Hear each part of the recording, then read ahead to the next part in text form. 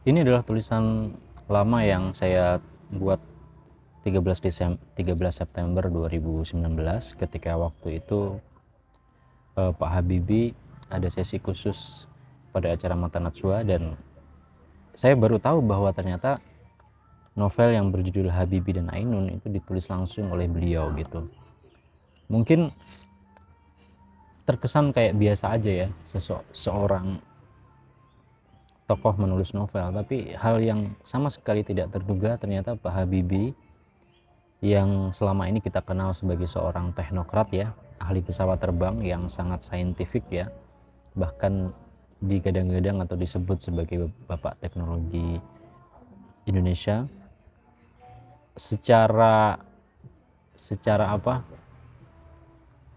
cukup lancar dan mengalir ya menulis sebuah novel. Tentu ini sangat mengejutkan dan sekaligus menggembirakan bahwa ternyata seorang yang selama ini terkesan sangat teknis dan disiplin ilmunya sains, ternyata punya keahlian yang cukup luar biasa ya dalam membuat karya sastra gitu. Dan kenapa kemudian Pak Habibie itu menulis sendiri novel ini, itu ternyata dilatar belakangi oleh sesuatu yang tidak kalah mengejutkan gitu ya, terutama setelah perginya sang istri yaitu Ainun.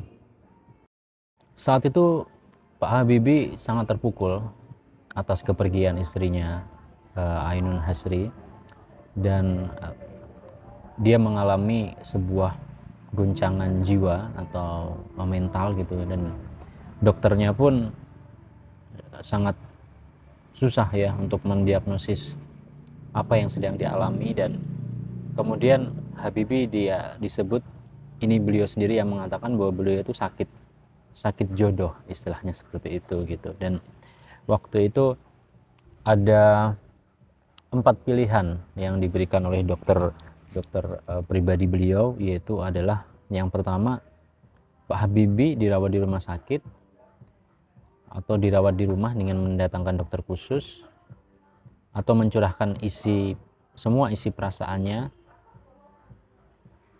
dan atau diselesaikan sendiri gitu. Jadi ada 4 pilihan, maka Habibie memilih yang opsi yang keempat gitu, yaitu diselesaikan sendiri dengan cara mencurahkan semua isi perasaannya. Dan kemudian salah satu cara untuk menyembuhkan, dalam tanda kutip ya, menyembuhkan rasa sakit setelah kehilangan Bu Ainun itu adalah dengan menulis novel. Pak Habibie tentu cukup menantang ya, karena beliau sendiri mengatakan bagaimana dia bisa membuat novel dari kisah nyata antara hidup mereka berdua gitu. Pak Habibie sendiri mengatakan bahwa tidak mudah untuk membuat novel tersebut karena dia harus menarasikan ulang atau menceritakan ulang sebuah peristiwa atau kisah nyata based on true story tentang hidupnya dan Ainun selama 48 tahun 10 hari ya.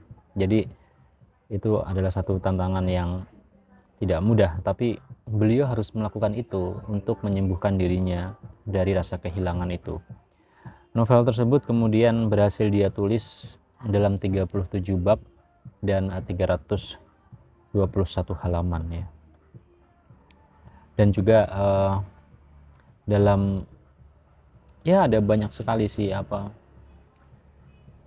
momen ketika Pak Habibie menceritakan proses ini gitu ya. Saya termasuk ketika suatu ketika beliau mengisi semacam keynote speech ya dalam acara penghargaan wirausaha muda mandiri gitu ya, di GCC, Jakarta Convention Center, dan beliau juga menceritakan bahwa menulis novel itu adalah bagian dari proses dia menyembuhkan diri dari rasa kehilangan orang yang dia cintai gitu. Dan terbitlah novel Habibie dan Ainun yang kemudian difilmkan dan menjadi salah satu film based on true story yang cukup populer dia di negeri ini. Dan yang menulis adalah seorang teknokrat. Ini suatu yang cukup menggembirakan gitu ya. Terbitnya novel Habibie dan Ainun yang ditulis sendiri oleh Pak Habibie itu menunjukkan bahwa kita tidak terkotak-kotak pada dimensi-dimensi bahwa sains apa ilmu eksak ataupun sosial, eksak non eksak, sastra dan non sastra gitu ya. Semua ilmu, semua skill itu sebenarnya bisa saling melengkapi satu sama lain tanpa harus membeda-bedakan ya, termasuk Pak Habibie yang kita kenal sebagai ahli pesawat terbang, seorang yang mungkin lebih banyak belajar fisika, matematik dan sebagainya ya daripada mempelajari karya sastra atau membaca karya sastra. Tapi ternyata beliau punya nilai-nilai sastra, nilai-nilai seni yang kita mungkin tidak tahu gitu ya. Artinya selama ini mungkin kita mengasumsikan orang-orang teknik itu jauh dari dunia-dunia non teknik, padahal faktanya kadang-kadang justru orang-orang teknik itu juga membaca sastra, membaca filsafat, membaca teori-teori sosial yang itu belum tentu bisa sebaliknya ya.